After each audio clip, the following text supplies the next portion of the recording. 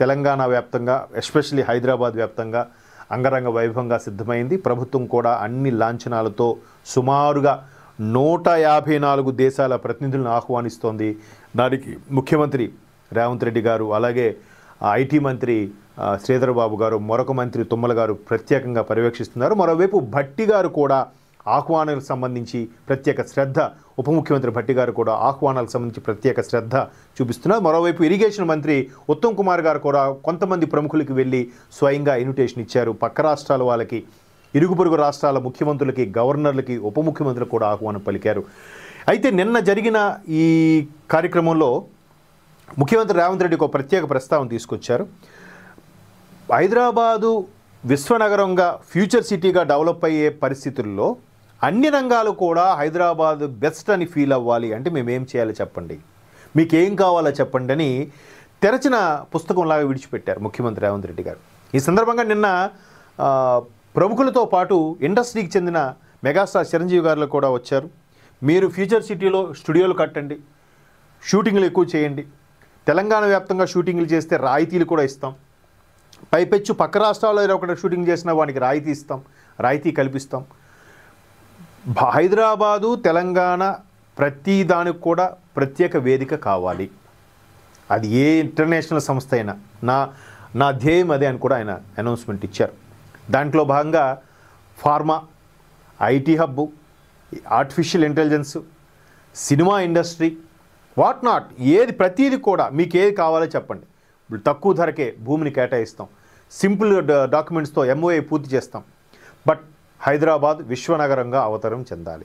2047కి $3 trillion ఆర్థిక వ్యవస్థగా ఒక్క తెలంగాణ రాష్ట్రమే దాని ముందంజలో ఉండాలి భారతదేశం మొత్తం మీద అనే కాన్సెప్ట్తో ముందుకెళ్ళడం చూస్తున్నాం.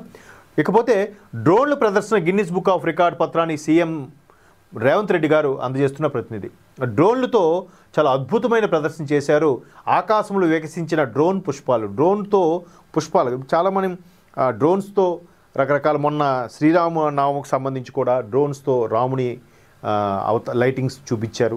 అలాగే డిఫెన్స్ వాళ్ళైతే ఒక రాకెట్ని లాంచ్తో చేసినట్టుగా రకరకాలు చూపిస్తున్నారు. వీళ్ళు వికసించే పుష్పాల్లా చేశారు. దాన్ని గిన్నిస్ రికార్డు కూడా సొంతం చేసుకుంది ముఖ్యమంత్రి రేవంత్ రెడ్డి గారి హయాంలో జరగడం అనేది. మరోవైపు ఆయన 2 ఏళ్ళు పూర్తి చేసుకున్న సందర్భంగా ఒక్కసారిగా విశ్వనగరానికి మూసీ ప్రక్షాళన టాపిక్ మాత్రం ఆయన ఎక్కడికెళ్ళినా విడిచిపెట్టట్లేదు. ఖచ్చితంగా మూసీ ప్రక్షాళన చేసి దాని పరివాహక ప్రాంతం అంతా కూడా నీట్గా తయారు చేసి ఒక అందమైన నగరంగా తీర్చిదిద్దడానికి కంకణం కట్టుకున్నట్టు తెలుస్తుంది. ఫ్యూచర్ సిటీలో ఆహుతులపై వెలుగు పూలు, 3000 డ్రోన్లతో వివిధ అంశాల ప్రదర్శన, గిన్నిస్ బుక్ ఆఫ్ రికార్డ్స్లో పేరు నమోదు. 3000 డ్రోన్స్ అంటే ఎంతమంది ఆపరేట్ చేసి ఉంటారండి? అట్లీస్ట్ కామన్గా ఒక 10 మంది అయినా ఆపరేట్ చేసి ఉండాలి. సో చాలా అద్భుతంగా చేశారు. అది గిన్నిస్ బుక్ ఆఫ్ వరల్డ్ రికార్డ్స్లో కూడా ఎక్కేసింది. ఫ్యూచర్ సిటీ సిగలో డ్రోన్ పుష్పాలు వికసించే, ఆకాశంలో కాంతిరేఖలు వెదజల్లుతూ కనుంది చేసే, రాత్రి సరిగ్గా 8:53 3000 డ్రోన్లు ఆహుతులపై వెలుగు పూలు విరజిమ్మాయి. వెలుగు పూలు పడినట్టుగా ఆహుతుల మీద చేశారంటే ఎంత అద్భుతంగా, నిజంగా టెక్నీషియన్స్కి హ్యాట్స్ ఆఫ్ చెప్పాలి. అలాగే తెలంగాణ సాంకేతికత సమర్థన చాటి చెబుతూ సాగిన డ్రోన్ విన్యాసాలు అలరించాయి. దాంట్లో తెలంగాణకు సంబంధించిన అన్నీ కూడా. మరోవైపు నిన్న ముఖ్యమంత్రి రేవంత్ రెడ్డి గారు అన్ని కలెక్టర్ కార్యాలయాలు ఎదుట కూడా కలెక్టర్ కార్యాలయాల ముందు తెలంగాణ తల్లి విగ్రహాన్ని ఆవిష్కరించారు. ప్రతి దగ్గర కూడా తెలంగాణ తల్లి విగ్రహం ఉండేలాగా ఏదైతే సెక్రటేరియట్లో ఎంట్రన్స్లో నడిబొడ్డును పెట్టడం జరిగిందో, అలాగే ప్రతి జిల్లా కలెక్టరేట్ ముందు కూడా తెలంగాణ తల్లి విగ్రహాన్ని కూడా ఆవిష్కరించడం జరిగింది. మొత్తం మీద ఏ తెలంగాణకు సంబంధించి ఈయన సరిగ్గా చేయలేదు అని అంటున్నారో ఆ తెలంగాణ కోసం పాటుపడేలాగా ప్రతి చర్య కనిపిస్తుంది. తెలంగాణలో ఉద్యమంలో ఎవరైతే కీలక పాత్ర పోషించారో వాళ్ళందరినీ గత ప్రభుత్వాలు మర్చిపోయినా ఈయన పేరున మీరు తెలంగాణ కోసం ఉద్యోగం రాజీనామా చేశారు, మరలా వచ్చి మీరు జాయిన్ అవుతారంటే ఏదో ఒక శాఖలో జాబ్ ఇప్పిస్తాం. అలాగే డిఎస్పీ నళిని గారు లాంటి వాళ్ళని చాలామంది ప్రముఖుల్ని మరలా పిలిపించారు. కోదండరామ్ గారు కూడా మరలా ఆయన పిలిపించి ఎమ్మెల్సీ చేయడం జరిగింది. అంటే నిజంగా తెలంగాణ ఉద్యమంలో పార్టిసిపేట్ చేసిన వాళ్ళే తెలంగాణ పట్టించుకుంటున్నారా? పార్టిసిపేట్ చేయని వాళ్ళకి తెలంగాణ మీద అభిప్రాయం, ప్రేమ లేదా? ఉన్నాయి, అంతర్లీనంగా ఉన్నాయి. నా తెలంగాణ అనే ఫీలింగ్తో ప్రతి ఒక్కరికి దోహదపడుతూ ముందుకు తీసుకెళ్తున్న వైను మనం ఇక్కడ చూడొచ్చు.